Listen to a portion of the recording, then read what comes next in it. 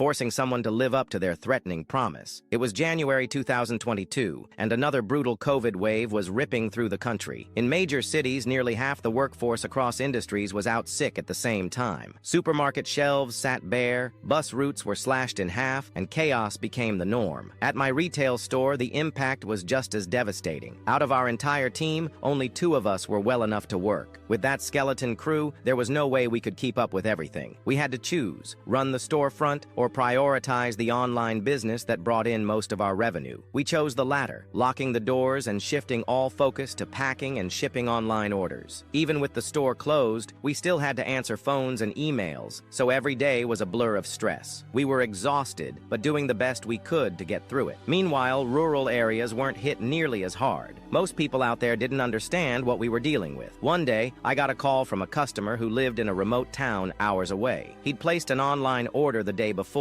and paid for express shipping. Now he was on the phone, angry that his order hadn't been shipped yet. He started off irritated and quickly escalated. I explained the situation calmly. There were only 2 of us, dozens of backlogged orders, and we were processing from oldest to newest. Express post didn't mean it got packed faster. It meant the courier would deliver it faster once they had it. He wasn't having it. He told me, flat out, that our best wasn't good enough. He didn't care about COVID or our staffing issues. All he cared about was his package being sent now. Then, as if delivering the final blow in his tantrum, he declared, "If you don't ship my order today, I promise I'll never shop with you again." That's when I laughed. Not because he was funny, but because that threat was so toothless. It was almost cute. He thought he was the main character. I hung up on him. I could have packed his order that day. We'd actually caught up enough to reach his. But for the entree of my petty revenge, I intentionally skipped it. It shipped the next day. But the main course? Oh, that was far more satisfying. I blocked his account. He said he'd never shop with us again, and I decided to help him keep that promise. A few days later, I saw a new order come through. New name, but the same shipping address. It was him, trying to sneak his way back in. I canceled the order immediately and processed the refund. And for dessert, a special touch. When issuing a refund, there's an option to include a note that shows up on the customer's bank statement. I couldn't resist. I typed in one short, perfect line: "To help you keep your promise." He never tried again. Sometimes the pettiest moves are the most satisfying. We were drowning in stress, barely keeping things afloat. All I asked for was a little patience. Instead, he decided to be a jerk about it. So I made sure he lived up to his big, dramatic threat. A promise is a promise, after all.